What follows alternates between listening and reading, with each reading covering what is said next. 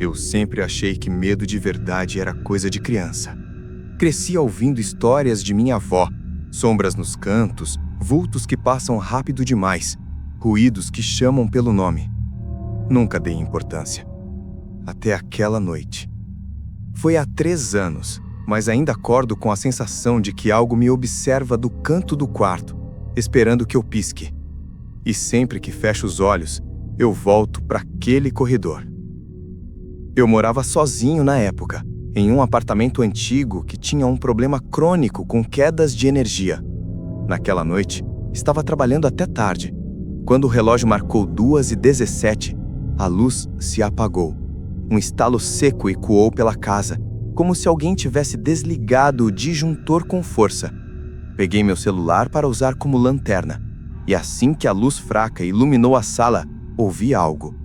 Passos. Mas não vinham de cima, nem de baixo. Pareciam vir do meu próprio corredor.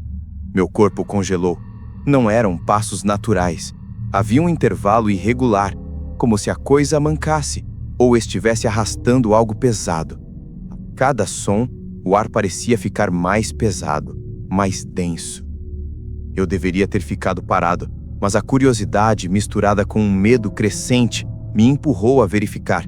Caminhei pelo corredor e a cada passo o som parecia recuar, indo em direção ao quarto de hóspedes, um quarto que eu mal usava e que mantinha sempre com a porta fechada. Quando cheguei à porta, percebi que ela estava entreaberta. Eu tinha certeza de que a deixara fechada. A luz do celular iluminou apenas parte do cômodo. O restante era pura escuridão, tão espessa que parecia engolir o brilho. Senti o ar gelar, e então notei algo na escuridão se movendo. "Tem alguém aí?" Minha voz saiu falha, quase infantil. O movimento cessou por um segundo, e então, lentamente, como se a escuridão tivesse ganho forma, uma silhueta começou a se destacar. Era baixa, magra, mas não tinha contornos humanos normais. Seu pescoço era longo demais, inclinado como se estivesse quebrado. Eu não conseguia ver o rosto, até que ela se aproximou. A figura inclinou a cabeça para o lado, como um pássaro, tentando entender algo.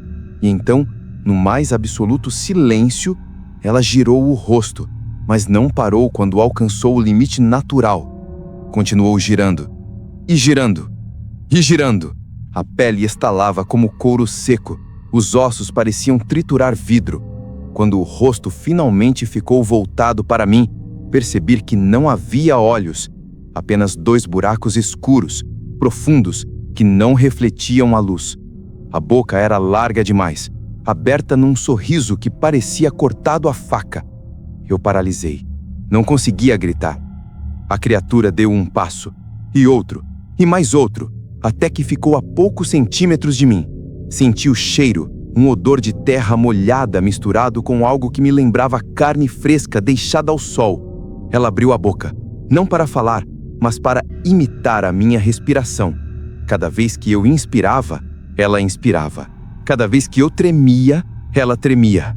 E então, bem perto do meu ouvido, ela sussurrou, com a minha própria voz: "Encontrei você." Foi aí que a luz voltou. A criatura desapareceu como se nunca tivesse estado ali. Eu vasculhei o apartamento inteiro, liguei para um amigo, passei o resto da noite fora. Mudei no dia seguinte. Mas às vezes, quando apago as luzes do quarto para dormir, eu ouço aquela respiração tentando imitar a minha. E eu sei que o que quer que tenha sido, não ficou naquele apartamento. Ele me achou. E de algum modo, continua me seguindo.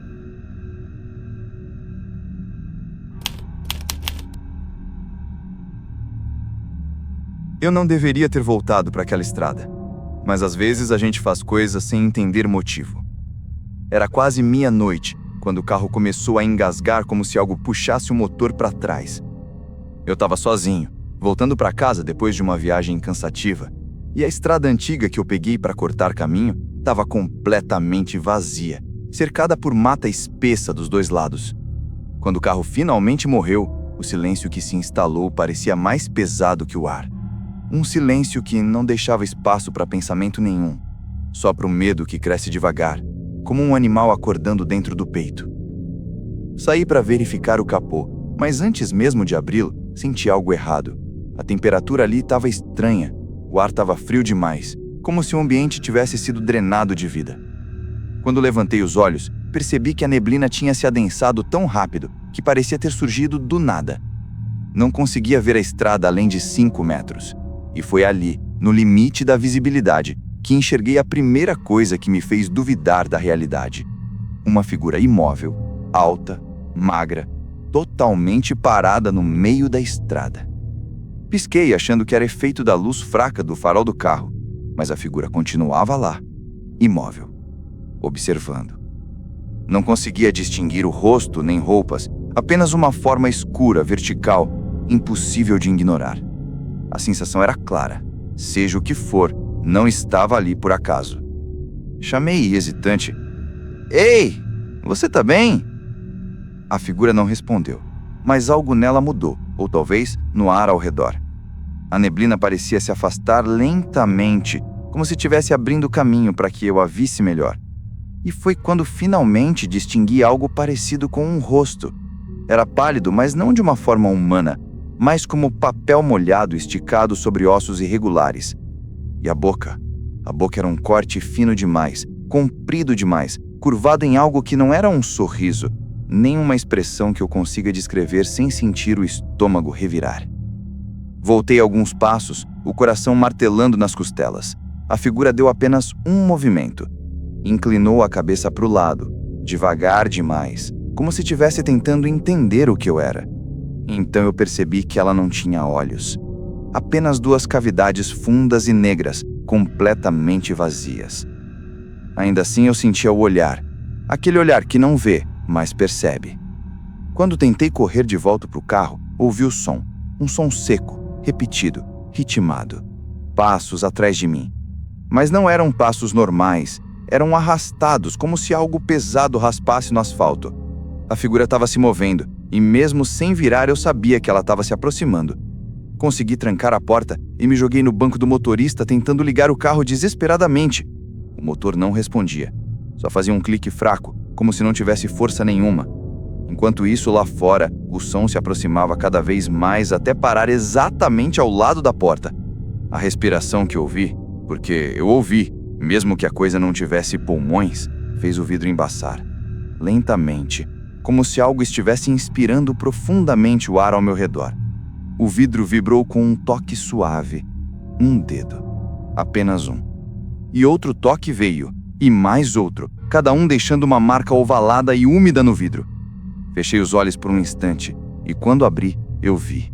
Aquele rosto pálido estava colado na janela, tão perto que eu podia ver a textura irregular da pele, como se tivesse sido costurada várias vezes.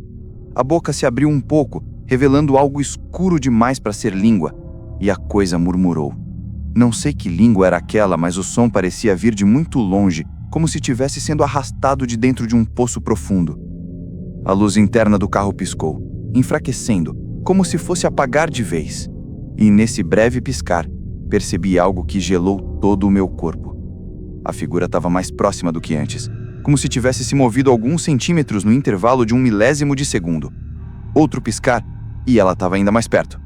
Outro, e a boca estava completamente aberta num ângulo impossível, como se quisesse engolir o próprio vidro. Nesse instante, o carro finalmente respondeu. O motor rugiu como se estivesse acordando de um pesadelo, e a luz voltou com força, iluminando tudo por dentro.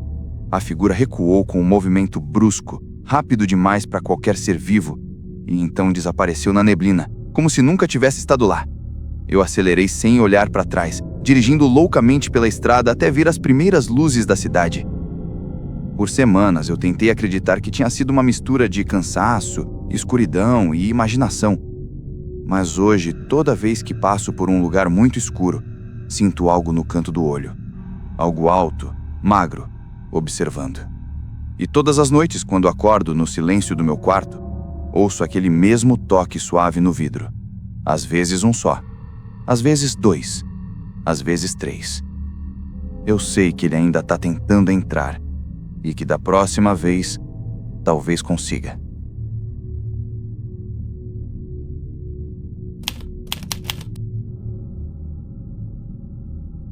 Eu não gosto de falar sobre essa noite porque, sempre que tento transformar o que vi em palavras, sinto que algo em mim volta a viver aquilo.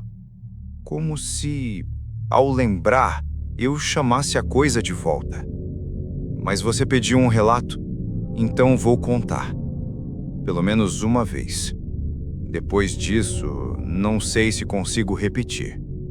Aconteceu quando eu tinha 27 anos, numa viagem de ônibus para visitar meu pai. Ele morava no interior, numa cidade pequena demais para merecer estação rodoviária decente. O ônibus era velho, os bancos duros, as janelas mal vedadas. Ainda assim, era noite, e a maioria dos passageiros dormia, exceto eu. Nunca fui bom em dormir em movimento. Estávamos cruzando um trecho longo e isolado da estrada, sem postes, sem casas, sem nada. Apenas um túnel de escuridão atravessado pelos faróis amarelados do ônibus. A viagem seguia monótona, até que percebi algo estranho. O motorista diminuiu a velocidade, como se estivesse procurando alguma coisa na pista. Olhei para frente. Ele inclinava o corpo, apertando os olhos, como se tentasse enxergar algo além do que os faróis alcançavam. Foi então que ouvi o primeiro ruído. Um som seco, oco, baixo, como se algo tivesse batido no teto do ônibus. Só que não era um som de galho nem de pedra. Era ritmado. 3 batidas. Depois, silêncio. Depois mais 3. E o motorista, em vez de acelerar, reduziu ainda mais a velocidade. Eu me levantei no corredor tentando olhar pelas janelas de cima, mas a escuridão lá fora parecia sólida. Nenhum reflexo, nenhuma luz da lua, nada. Só aquele breu que o farol empurrava sempre alguns metros adiante, sem jamais vencê-lo por completo. As batidas voltaram, dessa vez mais fortes, seguidas de um arranhado prolongado, como se unhas duras raspassem o metal do teto. Uma mulher mais velha, 2 fileiras atrás de mim, acordou assustada e perguntou alto se havia algum animal lá em cima. Antes que alguém respondesse, algo deslizou pela lateral externa do ônibus, produzindo um som áspero, denso, quase orgânico. O motorista freou de repente. O impacto quase me jogou para frente. O ônibus parou no meio da estrada. As luzes internas tremeram. 1, 2, 3 vezes. E apagaram. Por alguns segundos, o silêncio foi tão absoluto que eu ouvi minha própria pulsação.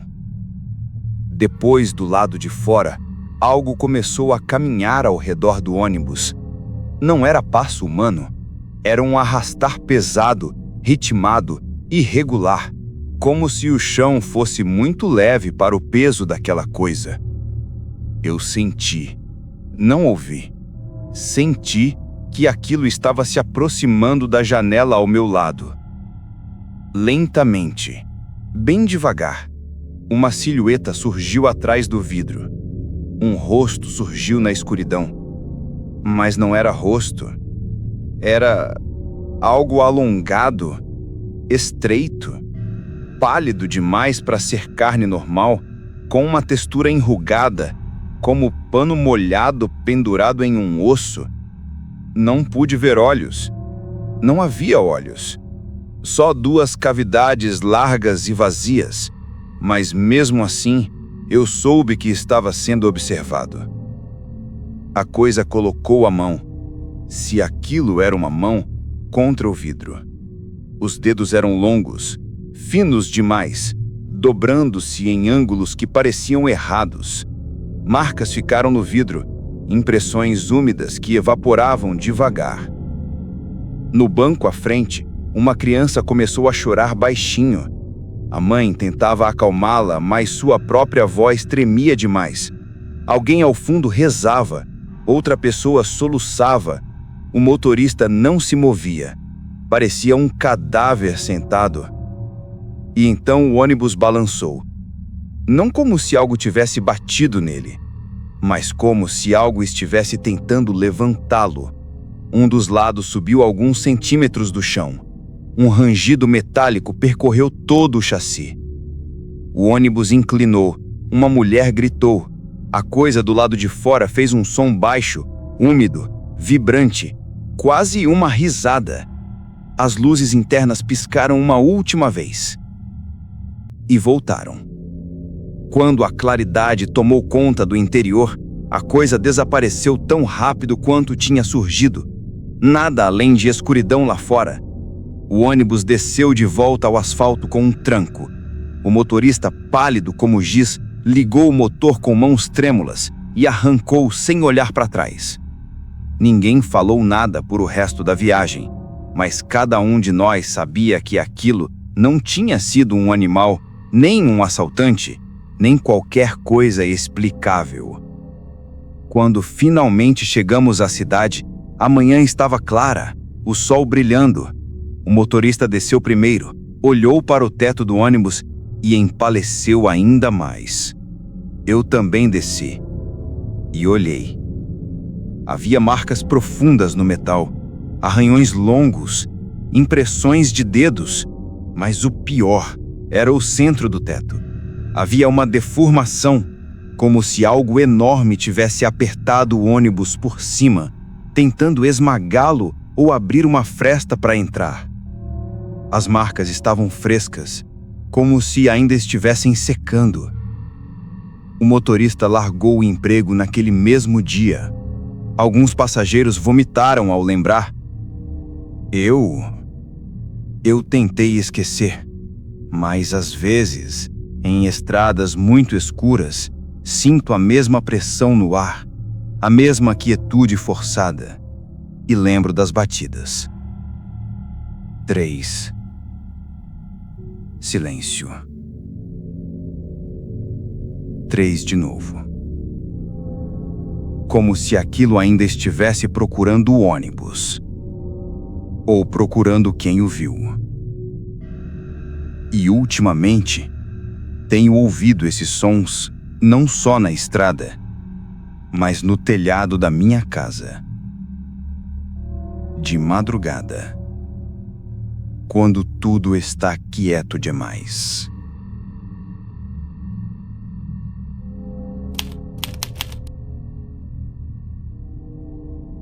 Eu sempre achei estranho como alguns lugares parecem guardar memória, como se as paredes absorvessem tudo o que acontece ali. Bons momentos, brigas, segredos, sussurros, tudo fica preso de algum jeito. Mas nunca imaginei que um lugar pudesse guardar algo que não deveria existir. Isso começou quando me mudei para um pequeno apartamento no centro. Era antigo, barato e tinha aquele cheiro de coisa guardada demais. Mas eu precisava de um lugar rápido e não podia escolher muito. A imobiliária me entregou as chaves com uma pressa curiosa. A atendente nem quis entrar comigo para mostrar o espaço, apenas apontou o elevador e disse que eu podia ver sozinho mesmo. Só percebi o quanto aquilo era estranho muito depois. O corredor do prédio era comprido, estreito e iluminado por lâmpadas amareladas que piscavam de tempos em tempos. O tipo de corredor que faz você sentir que alguém está andando atrás de você, mesmo quando não está. Meu apartamento era o penúltimo. A porta tinha arranhões perto da fechadura, como se alguém tivesse tentado forçar a entrada ou sair. Quando entrei, tudo pareceu normal. Pequeno, mas normal. Ainda assim, havia algo no ar. Um cheiro quase imperceptível de umidade misturada com ferro. Passei pano, abri todas as janelas, ventilei por horas. O cheiro nunca saiu totalmente. Na primeira noite, senti algo que não dava para explicar. O ar parecia mais pesado no quarto, como se a escuridão fosse mais densa ali do que nos outros cômodos. Deitei mesmo assim, exausto da mudança. Dormi por volta das 2 da manhã. Acordei às 3h28 com um som que eu não consigo descrever sem sentir o mesmo frio na espinha. Passos. Vindos de dentro do apartamento. Passos lentos, arrastados, pesados, mas não no corredor, não no vizinho de cima. Dentro do meu apartamento. Sentei na cama sem me mexer. Os passos vinham da sala. Depois pararam. Depois começaram de novo, mais perto. Fui até a porta do quarto e encostei o ouvido. Silêncio. Mas naquele silêncio, percebi outra coisa. Parecia que tinha alguém respirando ali. Uma respiração profunda, irregular, molhada, como se a garganta da coisa estivesse parcialmente obstruída. Abri a porta do quarto devagar, sem acender a luz. A sala estava escura, iluminada apenas por um reflexo fraco vindo da rua. Dei 2 passos para fora. O chão estava gelado, gelado de um jeito anormal, como se o apartamento tivesse sido deixado aberto numa noite de inverno. Chamei. Tem alguém aí? A resposta veio instantaneamente e eu desejei não ter perguntado. Não foi uma voz humana. Foi um som seco, prolongado, como unhas raspando madeira, mas vindo do teto. Olhei para cima. Não vi nada. Mas ouvi de novo. Raspando. Arranhando. Movendo-se, como se algo estivesse preso dentro das paredes e rastejasse procurando uma saída. Voltei correndo para o quarto e tranquei a porta. Não dormi mais naquela noite. Na manhã seguinte, tudo parecia normal. Silêncio, nenhuma marca nas paredes, nenhum sinal de invasão. Me convenci de que era apenas cansaço da mudança. Até a segunda noite. Acordei no mesmo horário exato, 3h28. Sem alarme, sem motivo. Meu corpo simplesmente sabia. Só que dessa vez, havia algo diferente. A porta do quarto, que eu tinha trancado, estava aberta, escancarada. E na sombra projetada pelo poste lá fora, eu vi algo ao lado da cama. Uma forma agachada, longa demais, com membros compridos demais.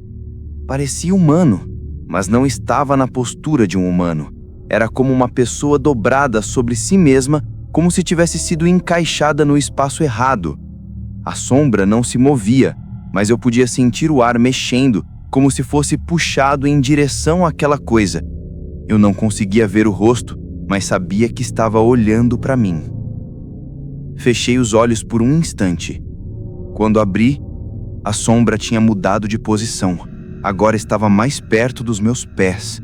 Sem som, sem movimento visível, apenas mais perto. Acendi a luz num impulso. A sombra desapareceu. O quarto estava vazio. Mas a porta, que antes estava só aberta, agora estava encostada outra vez. E a mochila que eu tinha deixado na cadeira estava no chão, como se alguém tivesse mexido nela, ou quitado, ou passado por cima. Na terceira noite, eu decidi que não ficaria ali. Arrumei minhas coisas, coloquei tudo perto da porta, pronto para ir embora de madrugada se algo acontecesse. E claro, aconteceu. Às 3h28, acordei com um som que não deveria existir. Risos. Riso humano, mas baixo demais, como se alguém estivesse tentando imitar um riso humano sem nunca ter ouvido um de verdade. Um riso rouco, vibrante, dissonante. O riso vinha do corredor do prédio. Depois, da sala. Depois, exatamente do outro lado da porta do quarto. A maçaneta mexeu devagar, baixo, pouco, mas mexeu. Eu vi. E então, alguma coisa, encostou na porta. Não bateu, não tentou abrir. Apenas encostou o próprio rosto do outro lado da madeira. Eu sabia porque senti o peso, a vibração lenta, a respiração irregular passando para o meu lado. Foi quando percebi a pior parte. Não era só alguém ali. A coisa estava sussurrando meu nome. Meu nome certo, a entonação certa, a voz quase igual à minha, mas com um tom quebrado, como se estivesse tentando aprender a usá-la. Eu saí daquele apartamento sem pegar nada, sem olhar para trás, nem fechei a porta. Voltei de manhã com um funcionário da imobiliária. O apartamento estava como novo, nada fora do lugar, nada quebrado, nenhum sinal de invasão. Mas o funcionário, ao olhar para o canto da sala, empalideceu. Perguntei se ele estava bem. Ele engoliu seco, andou até a porta e disse: "Você não deveria ter vindo sozinho. Aqui não é bom ficar de noite." Perguntei por quê. Ele respondeu: "Porque o último morador dizia que a coisa que aparecia aqui só se materializava quando alguém dormia sozinho, e sempre às 3h28. Perguntei o que aconteceu com ele. O funcionário não respondeu. Apenas fechou a porta com força e foi embora, sem olhar para trás. Eu me mudei no mesmo dia, mas hoje, às vezes, acordo de madrugada, sempre no mesmo horário, sempre com a sensação de que tem algo na porta do meu quarto, algo respirando devagar, algo esperando. E quando fecho os olhos, por alguns segundos, ouço aquele riso novamente. Agora mais claro, mais treinado, mais parecido com o meu. Como se a coisa estivesse aprendendo, como se estivesse se aproximando, como se tivesse encontrado o caminho.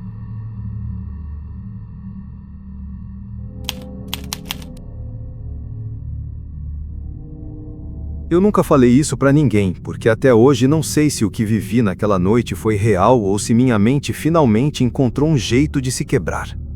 Mas existe um detalhe que não me deixa simplesmente descartar tudo como alucinação. A marca na porta.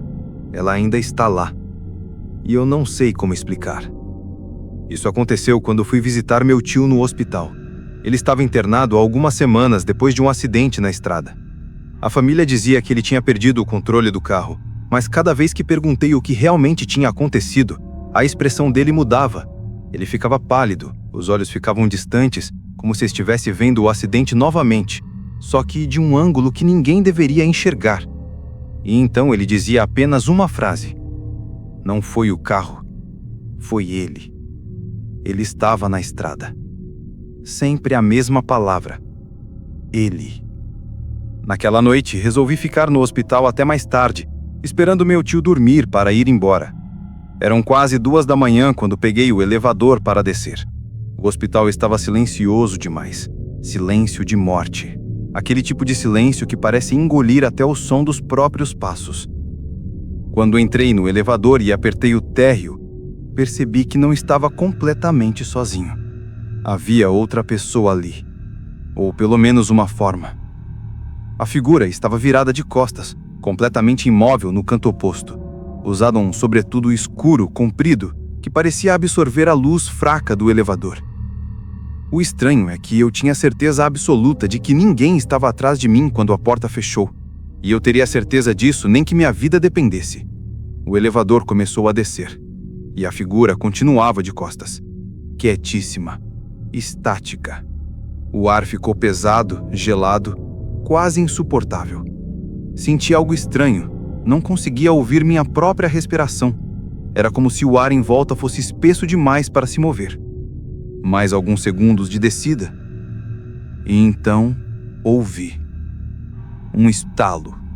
Não sei se foi osso, madeira, articulação, mas foi um estalo seco forte que ecoou como um tiro dentro do espaço fechado. A figura, lentamente, começou a virar a cabeça para o lado. Só a cabeça. O corpo não se mexeu.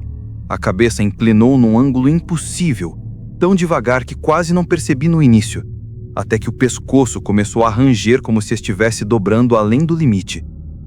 Paralisado, percebi outra coisa. O elevador não estava descendo mais. Ele estava parado entre os andares. O botão piscava numa velocidade irregular, como se o sistema estivesse falhando ou como se algo estivesse interferindo. A figura terminou de girar a cabeça. E naquele instante, eu desejei não ter olhos. Não era um rosto humano. A pele era pálida como papel molhado, esticada demais, com algo pulsando por baixo, como se houvesse movimento dentro do rosto. Os olhos eram negros. Não fundo escuro. Negros, sem fundo, sem reflexo, sem vida.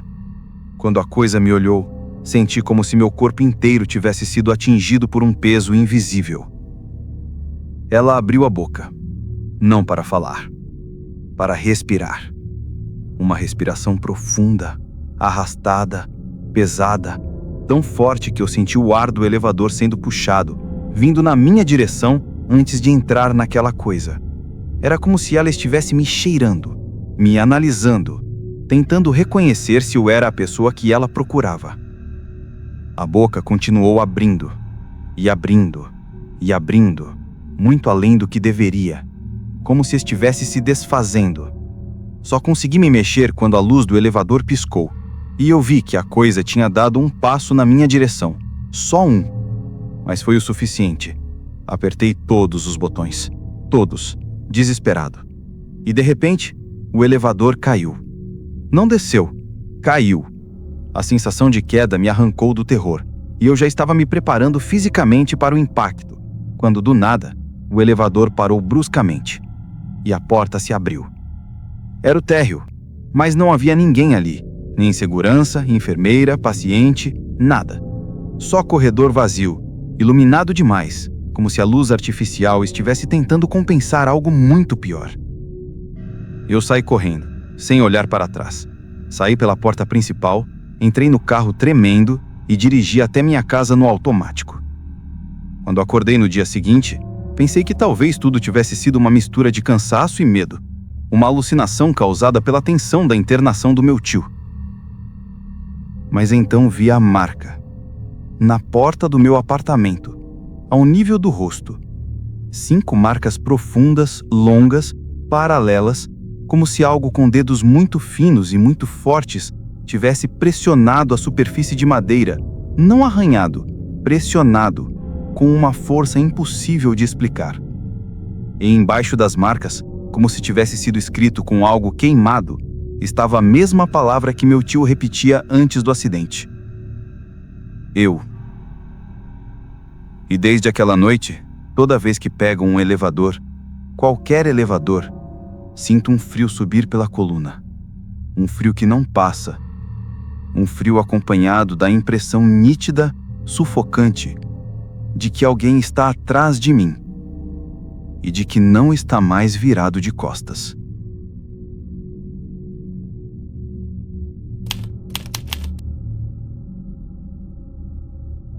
Eu não sei quando foi que comecei a notar que algo estava errado com o lago.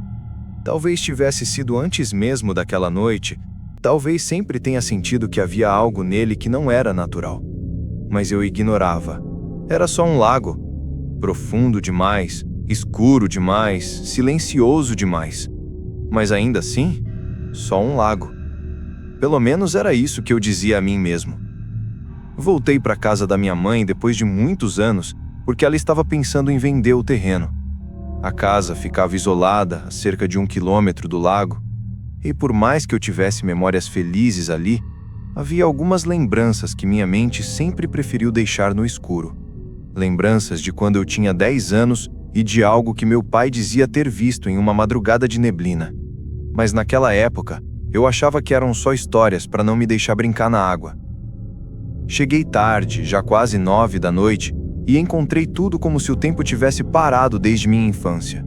A varanda ainda rangia no mesmo ponto, as paredes tinham as mesmas marcas, e mesmo depois de tantos anos, a casa ainda tinha aquele cheiro de madeira úmida que parecia nunca desaparecer. Ajudei minha mãe a trazer algumas caixas para fora, e quando finalmente nos sentamos para descansar, ela comentou algo que me deixou inquieto. Você não ouviu, né? Ouviu o quê? Ela olhou pela janela. O lago ficava longe demais para ser visto dali, mas mesmo assim ela olhava na direção dele. Os chamados. Ontem à noite, eles começaram de novo. Perguntei o que ela queria dizer, mas ela se levantou, desligou a luz da sala e disse que era melhor ir dormir. Tentei rir daquilo, mas meu estômago tinha ficado estranho, como se eu já soubesse exatamente do que ela estava falando, mesmo sem lembrar. Fui para meu antigo quarto e deitei. A casa inteira parecia suspensa num silêncio grosso. Nenhum grilo, nenhum vento, nenhum som vindo das árvores. Era como se tudo tivesse parado, esperando alguma coisa começar. E algo começou. Às 3 da manhã, acordei sem motivo. O tipo de despertar abrupto que vem de um instinto primitivo, como se o corpo percebesse uma ameaça antes da consciência. Fiquei deitado por um tempo, olhando para o teto, até perceber que um som muito baixo ecoava do lado de fora. Não era um animal, não era vento. Era algo entre um gemido e um canto, mas arrastado, irregular, como se fosse produzido por alguém que não sabia como a própria voz funcionava. Era grave demais, lento demais e vinha do lago. Mesmo assim, me levantei. Saí pela porta à frente com uma lanterna na mão e o ar noturno era gelado demais para aquela época do ano. Desci pela trilha antiga que levava ao lago, sentindo o mato úmido roçar minhas pernas. A cada passo, o som ficava mais claro. Era um chamado. Não falado, não cantado, apenas emitido. E não parecia natural. Quando finalmente cheguei na margem do lago, percebi que a neblina estava mais densa do que eu jamais tinha visto. A lanterna iluminava apenas 1 metro à frente, o suficiente para ver a superfície escura e imóvel da água, sem ondas, sem brilho, sem reflexo. O som vinha dali, de dentro. Pisquei algumas vezes tentando enxergar mais longe e foi quando eu vi algo emergir da água. Não inteiramente, só uma parte. Algo alto, longo, curvo, como uma coluna vertebral erguendo-se para fora da superfície, mas dobrada num ângulo impossível. Aquilo se movia devagar, como se estivesse sentindo o ar, testando. E no instante em que percebi isso, o chamado parou. O lago ficou completamente silencioso. A coisa também.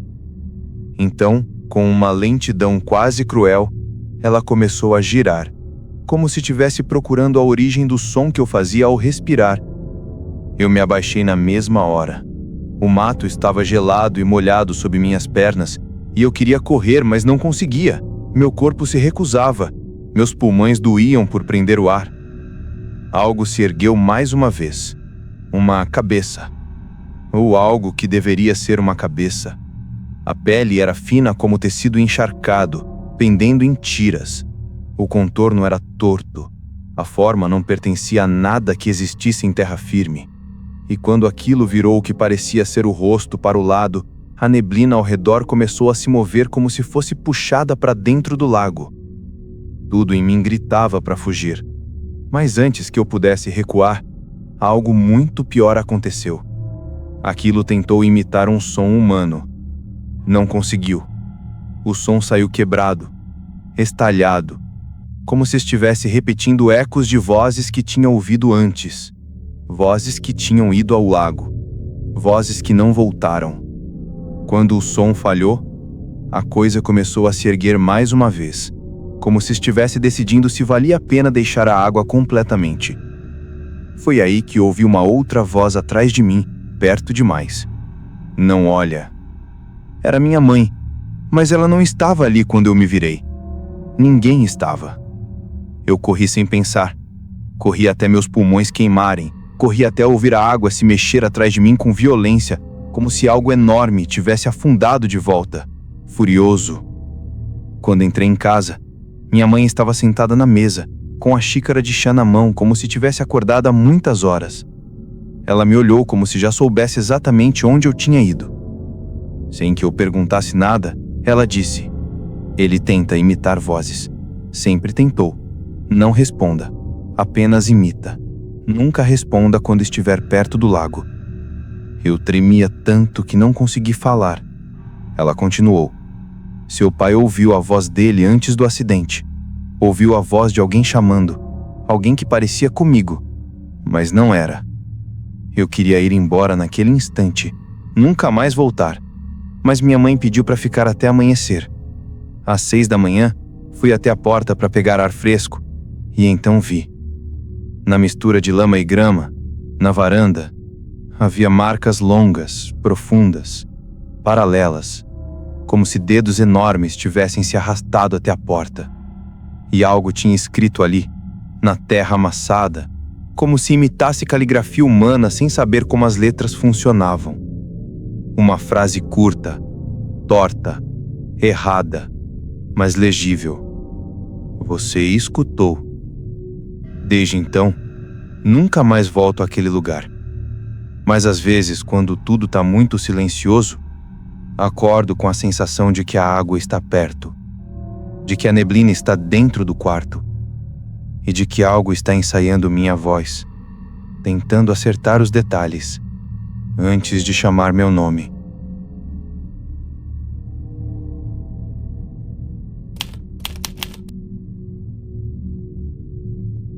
Eu nasci e cresci no interior de Minas, num lugar que nem aparece direito no mapa.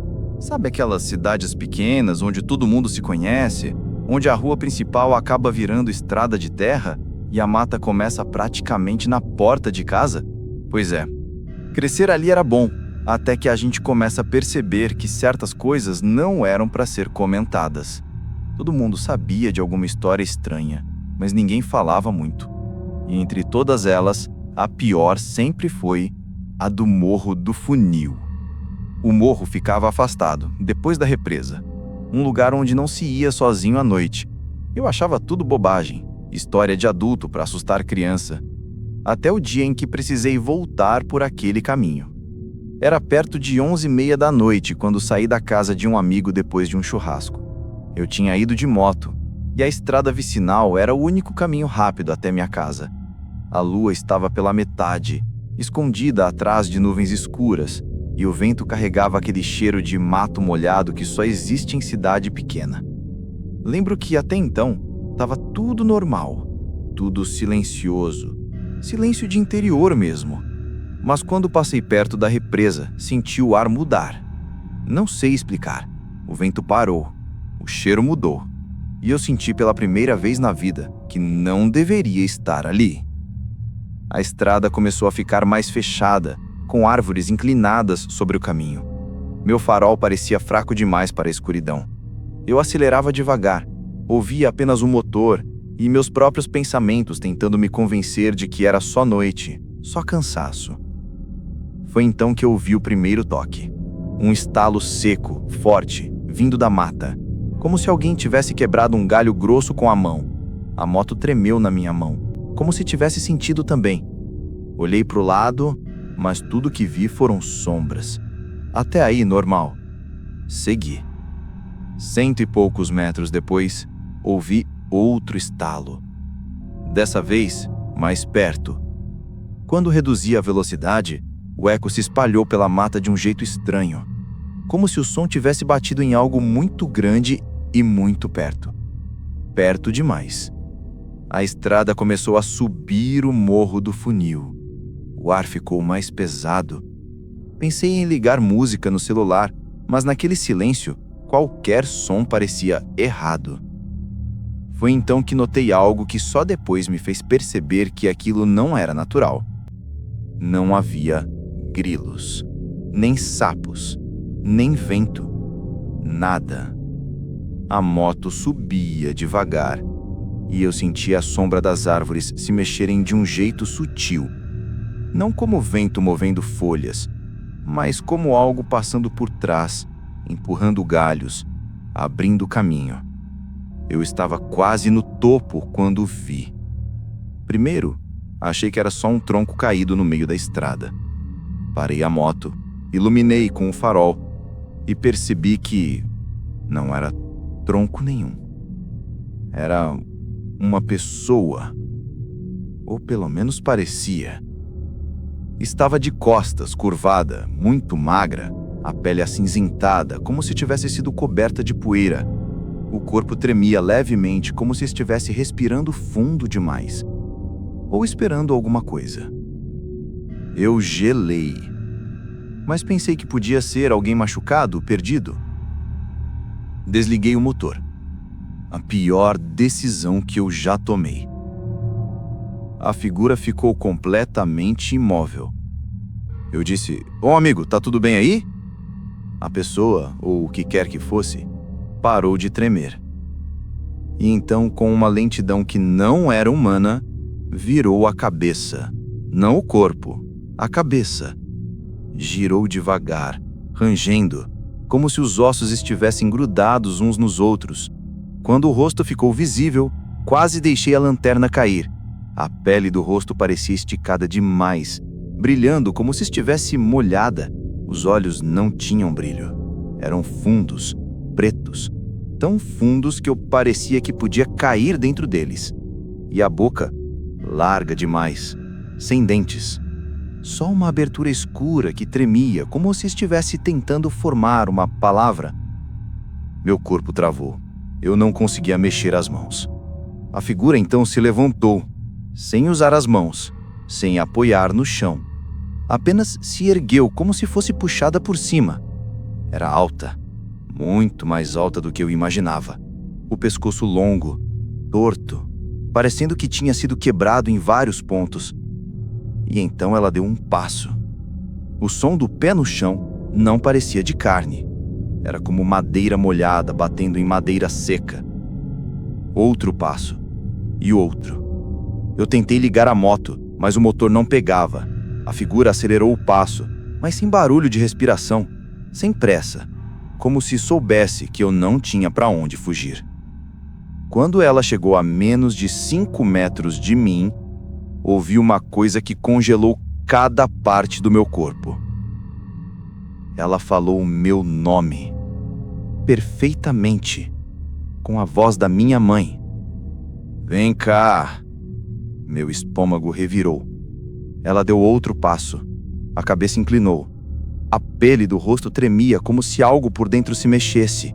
A voz se repetiu mais alta, mais clara. Vem cá, filho!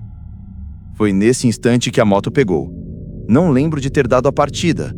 Não lembro de ter montado nela. Só lembro de acelerar com tudo, quase cair 2 vezes e descer o morro sem olhar para trás. Quando cheguei em casa, vomitei na frente do portão. Minhas pernas tremiam tanto que não consegui subir a escada. Minha mãe abriu a porta assustada, perguntando o que tinha acontecido.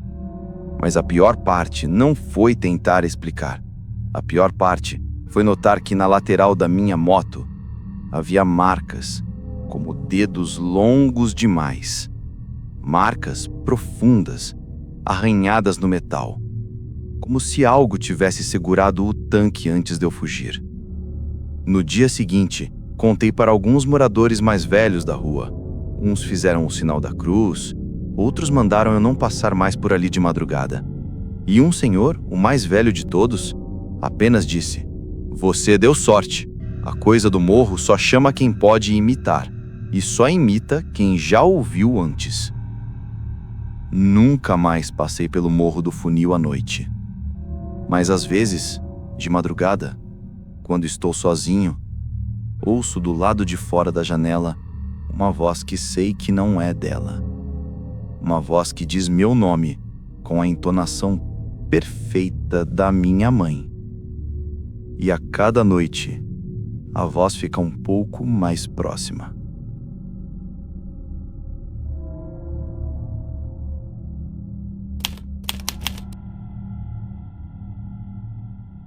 Eu nunca fui de acreditar nessas histórias de interior, muito menos nas lendas que o povo gosta de repetir para assustar os mais novos.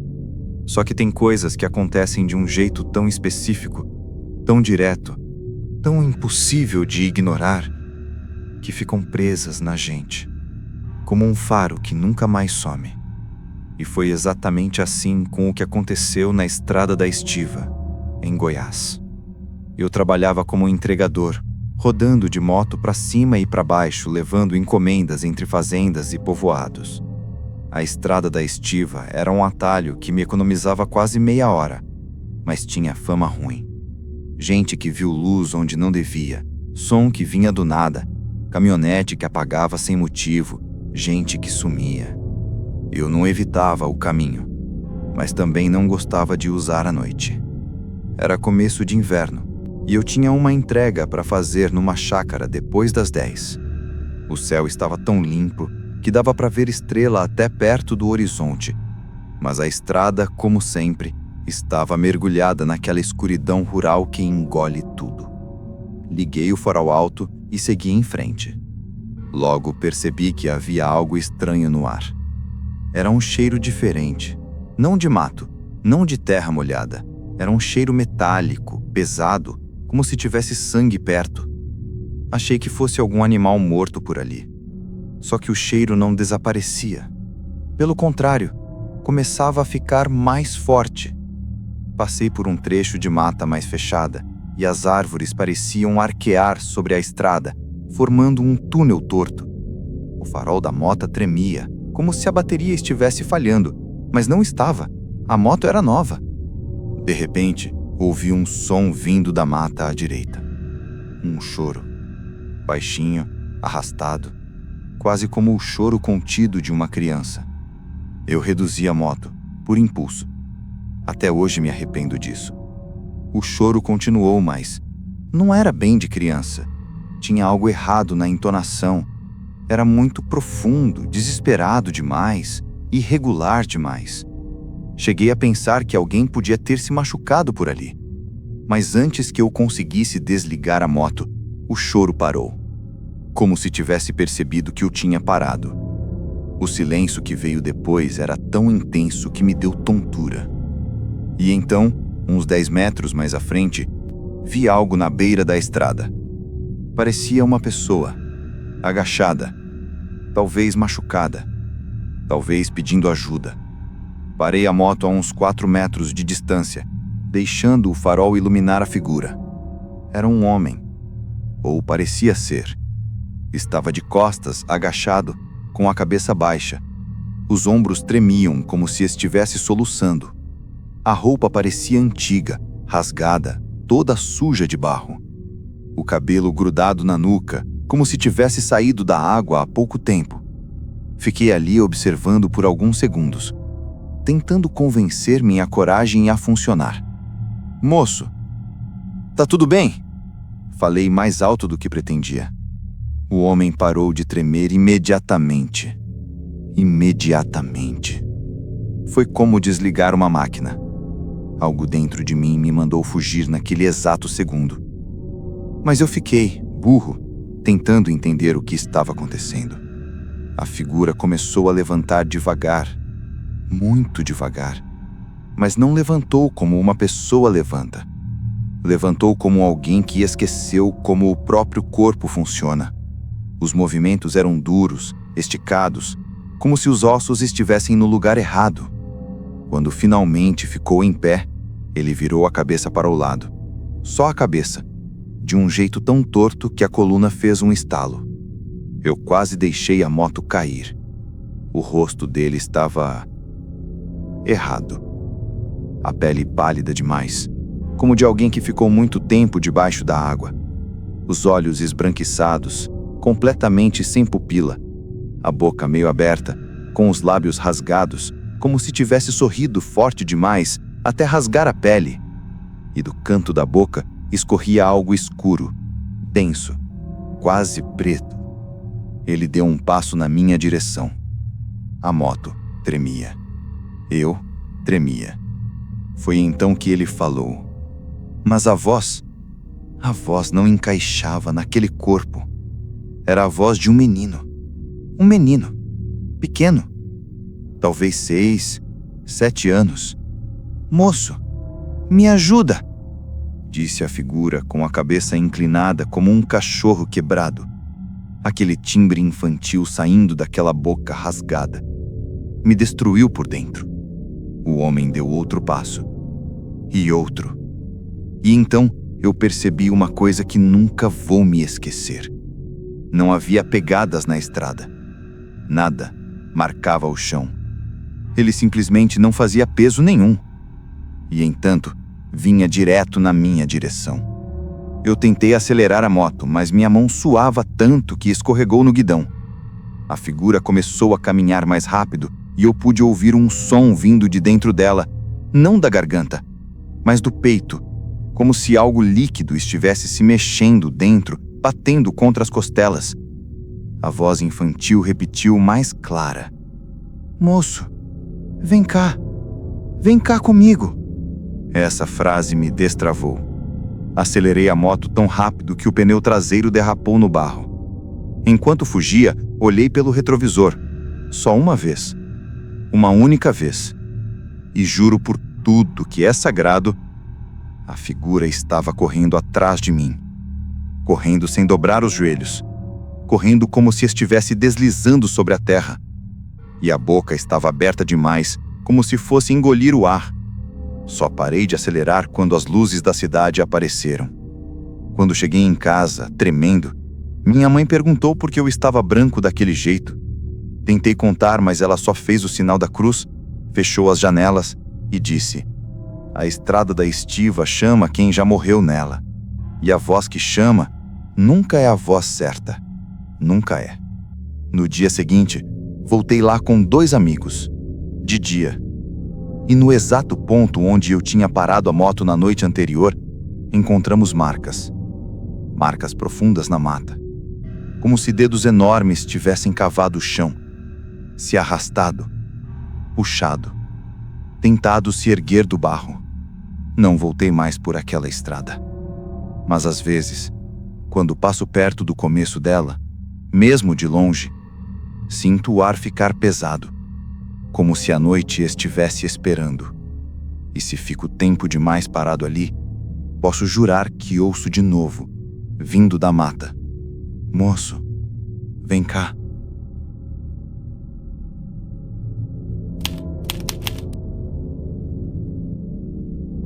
Eu já morei em muitos lugares no Brasil, mas nenhuma me marcou tanto quanto a Vila da Rampa, em Pernambuco.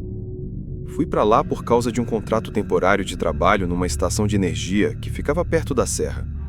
Era um lugar isolado, poucas casas, ruas de barro e aquela névoa fina que parecia nunca ir embora, mesmo com sol forte.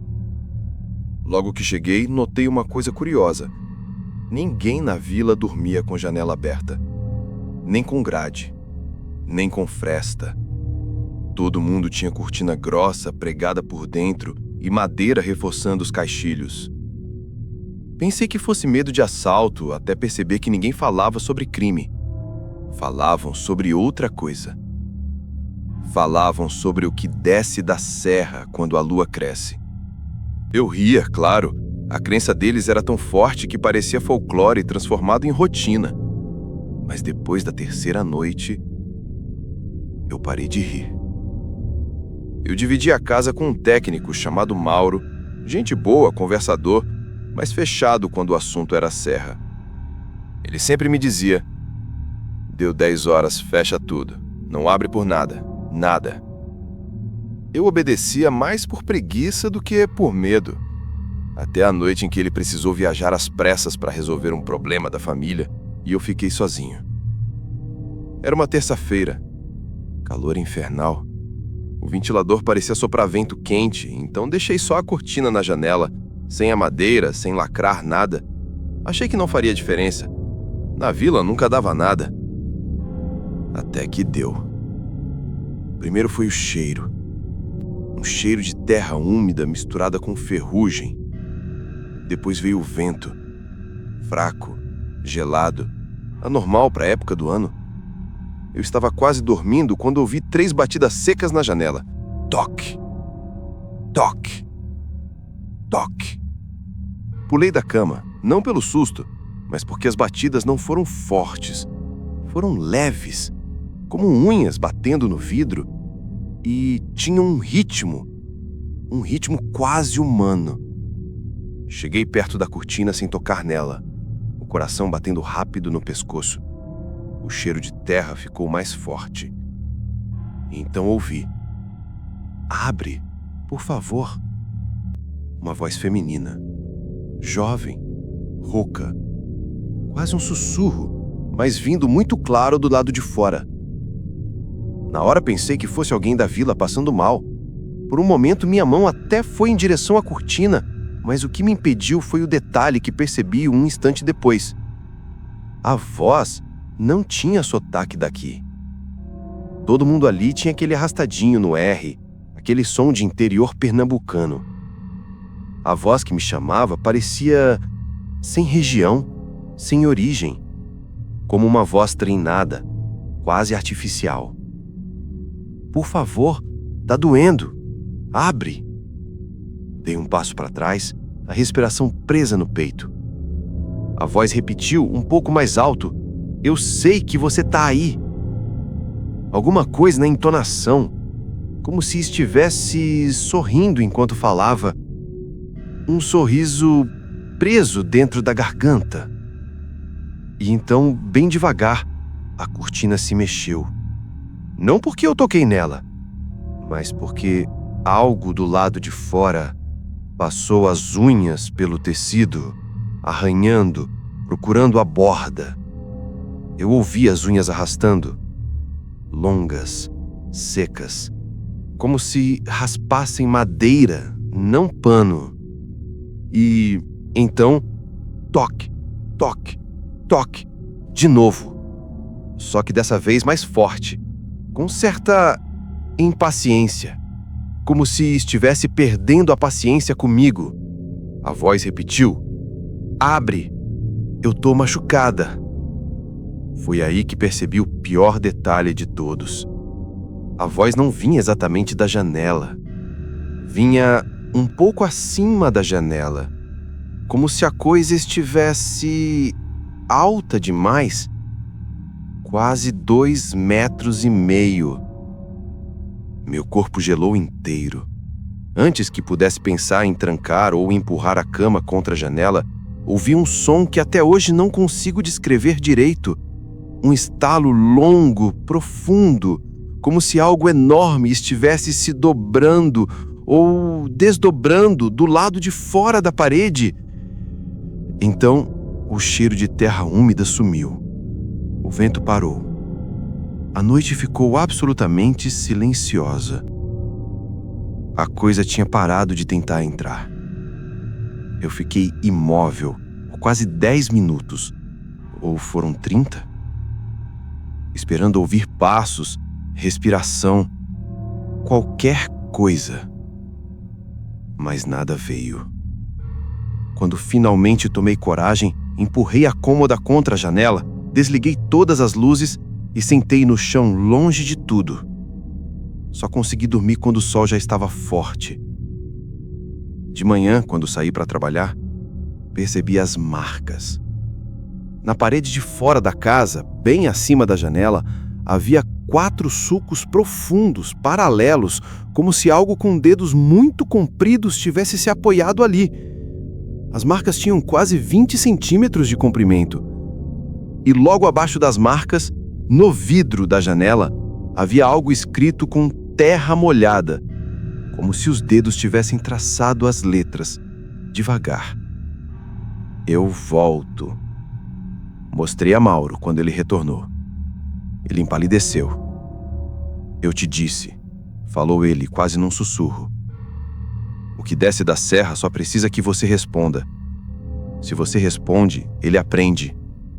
Ele volta até você falar, até você abrir, até você deixar entrar.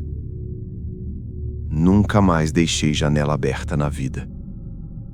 E de tempos em tempos, mesmo longe da Vila da Rampa, em cidades grandes ou pequenas, em apartamentos ou pousadas, quando a lua cresce e o vento muda, acordo no meio da noite achando que ouvi novamente toque, toque, toque.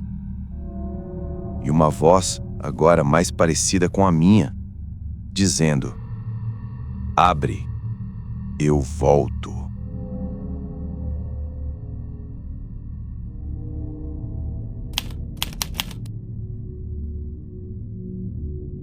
Eu sempre gostei de caminhar à noite. Dizem que no interior isso é imprudência, mas onde eu morava, na beira da BR-316 no Pará, a noite sempre pareceu mais fresca, mais calma. Ouvia-se só o grilo, o vento, de vez em quando um caminhão passando lá longe. Até o dia em que a noite deixou de ser só noite. Eu voltava da casa da minha irmã umas 9h30, talvez 10. Caminhava pelo acostamento de terra com as mangueiras altas de um lado e o campo aberto do outro. O céu estava tão nítido que dava para ver até as Três Marias brilhando, coisa rara por causa da umidade pesada. A estrada parecia interminável, mas era o caminho de sempre. Eu conhecia cada curva, cada cerca, cada tronco caído. Foi então que, virando a curva perto da Ponte Velha, ouvi passos atrás de mim. Passos leves, demais para serem de um adulto, mas ritmados demais para ser bicho. A primeira coisa que pensei foi que fosse algum vizinho voltando também, mas quando olhei por cima do ombro, não vi ninguém. Nada além da estrada vazia, iluminada apenas pela lua e pelas sombras longas dos postes que já não funcionavam mais. Continuei andando. Os passos continuaram também. Dessa vez, mais perto. Parei. Os passos pararam. O silêncio ficou grosso, abafado. O ar parecia quente demais e eu senti, sem ver, que havia alguém ali. Senti como se olhos estivessem grudados nas minhas costas. "Quem tá aí?" perguntei, tentando manter a voz firme. Ninguém respondeu. Mas os passos voltaram. E agora vinham rápidos. Eu me virei na hora, pronto para mandar alguém parar com a brincadeira, mas não tinha ninguém. Nada. A estrada inteiramente vazia, o vento soprando fraco por entre as mangueiras e só isso. Até que notei algo novo. Havia marcas. Pegadas pequenas na terra fofa, como de uma criança, mas as marcas não estavam vindo da direção da estrada. Elas vinham do mato. Do mato fechado, alto, escuro, onde não existia trilha. E saíam direto na minha direção. As pegadas terminavam a menos de 1 metro de mim. O coração disparou. Comecei a andar mais rápido, sem correr, porque correr daria a entender que eu sabia que tinha algo ali, me seguindo, e eu não queria mostrar medo. Só que a coisa acelerou também. Os passos agora eram claros. Atrás, muito atrás. E de repente, ao lado, como se estivesse mudando de direção rápido demais. Eu já estava quase chegando na ponte quando ouvi pela primeira vez a voz. "Espera." Baixinha, fraca, aguda demais para ser de um adulto. Eu parei. Nem queria, mas meu corpo parou sozinho. Outra vez. "Espera por mim." Era a voz de criança. Só que não era exatamente uma voz. Era como se alguém tentasse imitar uma. Como se estivesse copiando os sons sem entender direito como articulá-los. Olhei de novo para a estrada. Nada. Para a ponte? Nada. Foi então que percebi. A voz vinha debaixo da ponte. Aquela ponte velha, de madeira podre, construída décadas antes. Eu passei por ela a vida inteira e nunca ouvi nada debaixo dela além do barulho de água. Mas naquela noite, havia alguma coisa ali. O cheiro foi o primeiro alerta. Cheiro de rio parado, de coisa morta, de lama misturada com algo mais ácido. O segundo alerta foi o som, algo mexendo na água, algo grande, e então devagar, uma cabeça emergiu da sombra sob o barranco. Pensei que fosse um menino. Pensei mesmo. Parecia pequeno, com o cabelo grudado na testa como se estivesse encharcado. Mas então percebi que o corpo não acompanhava.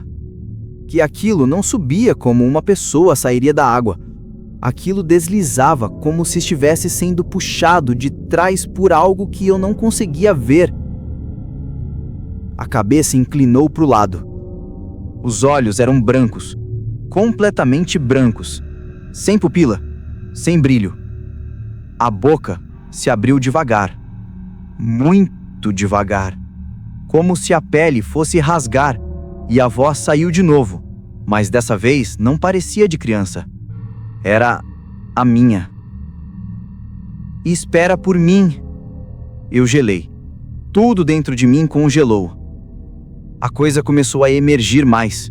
Os braços eram longos demais, os dedos finos demais, e a pele parecia inchada, molhada, como carne deixada na água por tempo demais, e pingava. Pingava algo escuro e grosso que caía no chão em silêncio. Foi aí que eu vi o detalhe que nunca mais consegui apagar da minha memória. O corpo daquela coisa não fazia sombra. Nada nela fazia. A lua batia forte, mas o chão ao redor continuava igual. E eu senti, na mesma hora, que aquilo não era daqui. Não era gente. Não era espírito. Não era bicho. Alguma coisa copiara a forma de uma criança e depois a minha voz sem entender como se usava nenhum dos dois. Quando ela se arrastou mais um pouco para fora da água, eu finalmente consegui correr. Corri tanto, tão rápido, que meus pulmões queimaram e minhas pernas pareciam travar, mas eu não parei. Só parei quando enxerguei as luzes da cidade. Cheguei em casa tremendo, sem fôlego, com a camisa suada e suja de terra. Minha mãe abriu a porta assustada, perguntando o que tinha acontecido. Quando contei, ela ficou quieta. Quietinha. E só disse: "Te chame como te chamar, não responda. Nunca. Nunca." Não dormi aquela noite, nem a seguinte. Mas o pior é o hoje. Porque às vezes, quando caminho perto de riachos, poças, lagoas, represas, qualquer lugar com água parada, sinto o ar mudar. E em algumas noites de lua forte, quando tudo fica silencioso demais, escuto de novo atrás de mim: "Espera. Espera por mim", com a minha voz. Mas algo na entonação, algo pequeno e quebrado, entrega que não sou eu. E que aquilo ainda está aprendendo.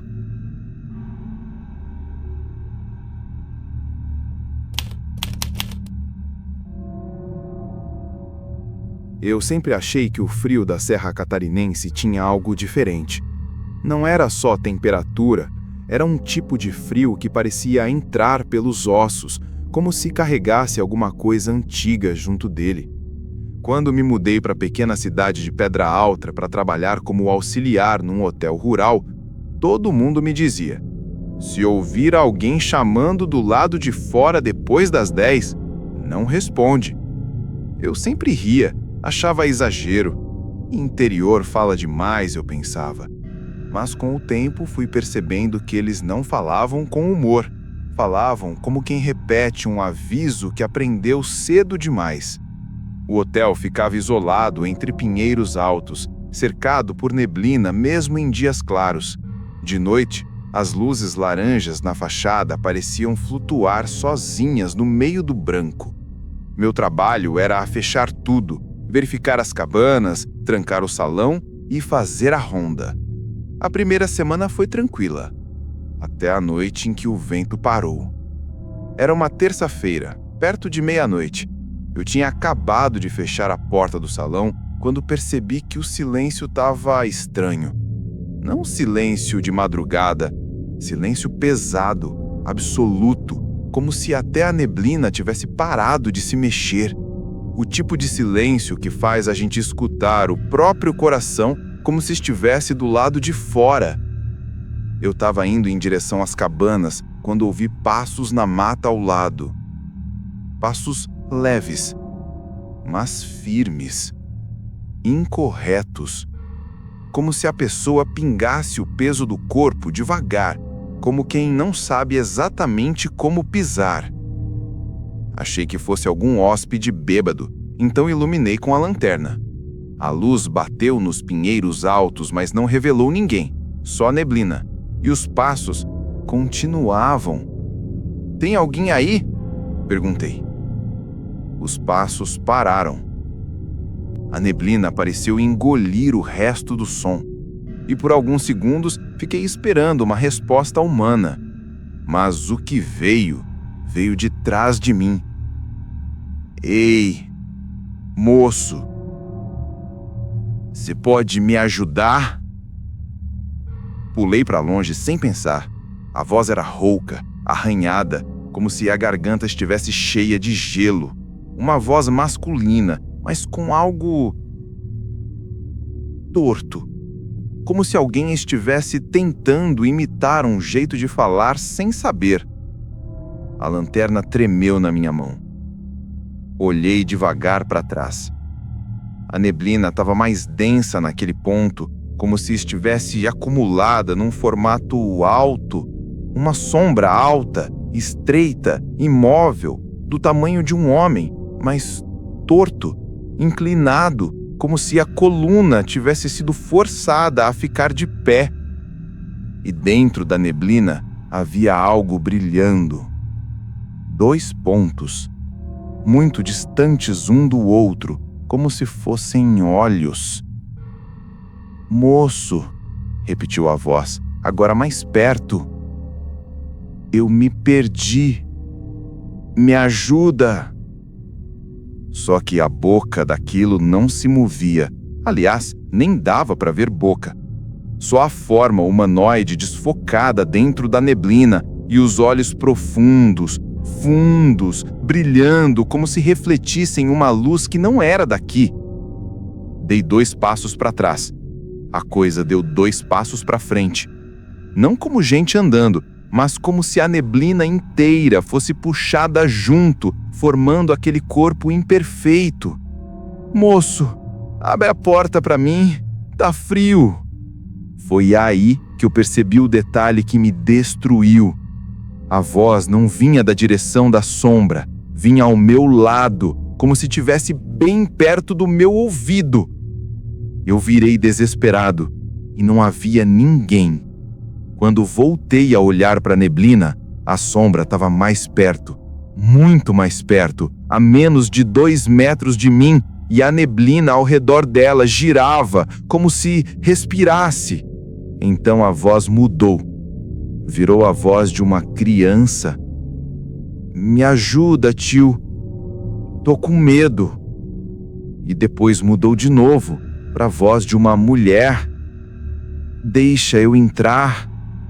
Mudava rápido demais, como se estivesse tentando encontrar a voz certa, como se estivesse procurando alguma que me convencesse. Corri com tudo que eu tinha. Cheguei no hotel, tranquei a porta, empurrei mesas, cadeiras, qualquer coisa que pudesse barrar a entrada. A neblina bateu no vidro. Sim, bateu. Uma neblina não deveria fazer som, mas aquela fez. Um toque, toque, toque. Suave, insistente, quase carinhoso. E a voz voltou, agora perfeita. Perfeita demais, com a voz da minha mãe. "Abre, filho. Sou eu. Tá tudo bem." Eu comecei a chorar, de medo, de desespero, de reconhecer cada entonação da voz e saber que não era ela. A coisa ficou na porta até o sol nascer. Eu ouvi cada teste de voz, cada sussurro, cada imitação mal feita, virando uma imitação perfeita. Quando a luz do dia finalmente bateu nas vidraças, a neblina sumiu, como se tivesse sido puxada de volta para dentro da mata. O dono do hotel me viu pálido e tremendo e só disse uma frase: "Aqui na Serra tem coisa que aprende as vozes da gente. Por isso, a gente não abre e não responde." Eu pedi demissão no mesmo dia. Voltei para a cidade grande, mas às vezes, quando o clima esfria e a neblina encosta na janela do meu apartamento, eu acordo com a sensação de que alguém está do lado de fora. E de vez em quando, quase sempre às 4 da manhã, eu ouço meu nome dito perfeitamente, com a voz de alguém que não deveria estar ali. Uma voz que tá aprendendo.